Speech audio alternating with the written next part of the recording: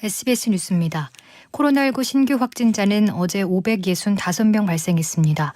국내 감염이 525명으로 서울 205명, 경기 170명 등 수도권에서 394명, 비수도권에서도 131명이 확진됐습니다.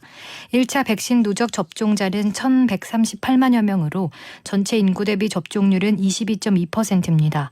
한편 정부는 모레부터 현행 거리두기 조치를 3주 더 유지하기로 한 가운데 7월부터는 영업 제한 규제가 완화되는 새 거리두기 개편안이 적용돼 하루 확진자가 1,000명 미만이면 식당과 카페, 유흥시설이 자정까지 영업이 가능해집니다. 서울시는 자체적으로 오늘부터 한 달간 마포구와 강동구 일부 실내 체육시설 영업시간을 자정까지로 연장했습니다. 국내에서 쓰이고 있는 코로나19 얀센 백신은 성분 혼합 사고로 미국 당국의 제재를 받았던 볼티모어 공장에서 생산된 제품이 아닌 것으로 확인됐습니다. 보건복지부는 현재 예비군 접종 등에 쓰이고 있는 얀센 백신의 생산지와 관련해 볼티모어 공장 생산부는 없다며 국내에 도입된 물량은 오염 위험이 없는 것으로 파악하고 있다고 밝혔습니다. 이어 국내 도입 시 식품의약품안전처가 품질 검사를 시행해 적합으로 판명했다고 덧붙였습니다. 미국 식품의약국은 백신 제조 중 사고가 발생한 볼티모어 공장에서 생산된 얀센 백신 가운데 6천만 회분을 폐기하기로 결정했습니다. 국내 항공사들이 국가 간 입국자의 격리를 면제하는 여행 안전권역 체결 가능성이 높은 괌과 사이판 노선 운항 일정을 확정했습니다. 아시아나항공은 다음 달 24일 인천에서 사이판 노선을 운항합니다. 코로나19 여파로 중단된 지 1년 4개월 만입니다.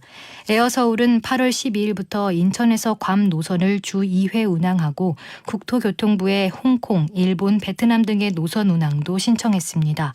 TA항공은 다음 달 괌과 사이판을, 에어부산은 9월 괌 노선을 운항합니다. 제주항공은 이달 8일부터 인천에서 사이판 노선을 운항 중입니다. 선진 주요 7개국 G7 정상회의 참석을 위해 영국 코널에 도착한 문재인 대통령은 오늘 저녁에 호주와 양자회담을 하며 공식 일정을 시작합니다. 이어 각국 정상들과 코로나19 백신 공급, 기후변화 대응 등을 논의할 예정입니다. 회의 기간 한일 또는 한미일 정상회담이 성사될지도 관심입니다. 스가 요시히데 일본 총리가 G7 정상회의에서 다음 달 23일 개막 예정인 도쿄올림픽과 패럴림픽에 선수단 파견을 요청하며 대회 개최에 대한 강한 의지를 표명했습니다. G7 정상 중 한 명은 이날 회의에서 전원의 찬성을 대표해 도쿄 대회 성공을 확신하고 있다고 말했다고 일본 정부는 전했습니다.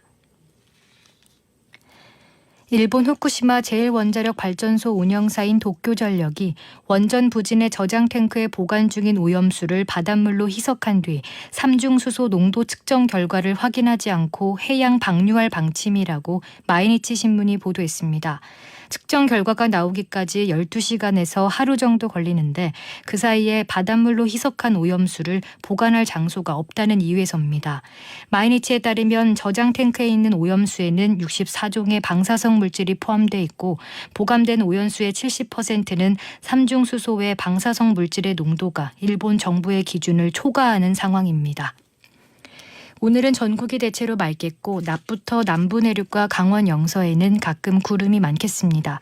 밤까지 경북 남부 동해안과 경남 동부에는 가끔 비가 내리겠고 전라 동부 내륙에도 오후에 소나기가 내리겠습니다.